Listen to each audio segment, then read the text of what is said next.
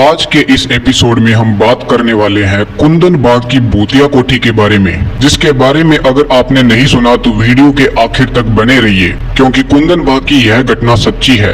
अंधेरा होने के बाद यहाँ जाना पूरी तरह से प्रतिबंधित है। कहानी को शुरू करने से पहले अगर आप हमारे YouTube चैनल पर नए हैं तो चैनल को सब्सक्राइब जरूर करें, जिससे आपको इसी तरह की वीडियोस मिलती रहेगी। हैदराबाद के कुंदन बाग की एक 2 मंजिला कोठी में देर रात को एक चोर चुपके से घुस जाता है। वह कोठी में कुछ जगहों पर तलाश करने के बाद सीधा बेडरूम में जाता है। जैसे ही बेडरूम में देखता है उसकी हवा निकल जाती है। उसके सामने 3 लोगों की लाश पड़ी होती है, जिसमें से एक महिला और 2 उसकी बेटियां हैं। उसने नजदीक जाकर देखा तो उन लाशों की हालत बहुत ही खराब थी, जैसे काफी समय से यहीं पर पड़ी हो। ये देखकर वो घबरा जाता है और बाहर की ओर भाग जाता है, लेकिन उसकी टॉर्च कोठी में ही रह जाती है।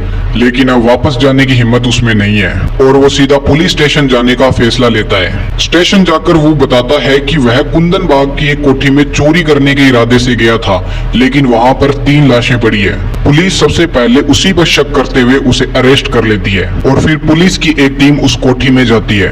बेडरूम में पहुंचकर लाशों की जांच शुरू हो जाती है। अलमारी में कुछ कपड़े बिखरे हुए थे, सभी कागज जमीन पर पड़े थे और एक सेंट्रोन कार घर में खड़ी थी। फिर उन तीनों लाशों को पोस्टमार्टम के लिए अस्पताल में भेज दिया जाता है। सुबह होते ही ये खबर पूरे कुंदन बाग इलाके में फैल गई। फिर जब पोस्टमार्टम रिपोर्ट आई तो पुलिस के होश उड़ गए। रिपोर्ट के अनुसार इन तीनों की मौत करीब 3 महीने पहले ही हो गई थी, जिससे चोर बेकसूर साबित हो गया। हालांकि उसे चोरी के इरादे से घर में घुसने के लिए गिरफ्तार कर लिया गया। पुलिस अब इस मिस्ट्री को सॉल्व करने के लिए फिर से घर में तलाशी लेती है, तो उन्हें कुछ अजीब सी चीजें जैसे काला जादू, भूत प्रेत से जुड़ी हुई किताबें मिलती है। रिपोर्ट के अनुसार इन सभी की मौत पॉइजन से हुई थी और वहाँ पर एक फिनाइल की बोतल भी मिलती है। लेकिन इस कहानी का असली ट्विस्ट तो पड़ोसियों से पूछताछ के बाद आया, क्योंकि पड़ोसी ये मान ही नहीं रहे थे कि इनकी मौत 3 महीने पहले हो गई थी। कुछ लोगों ने तो परसों ही उन्हें देखा था, तो कुछ लोगों ने चोरी वाली सुबह तीनों को जिंदा घर के बाहर देखा था।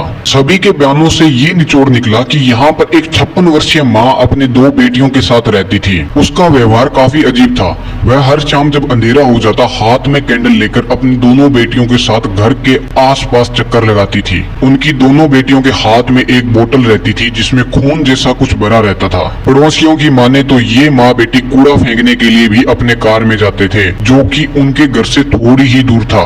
आज तक पुलिस इस केस के बहुत से पहलुओं पर रोशनी नहीं डाल पाई और इसे सुसाइड केस मानकर बंद कर दिया गया। आपका इस बारे में क्या सोचना है? क्या सच में कुंदन बाग का ये घर हॉन्टेड है?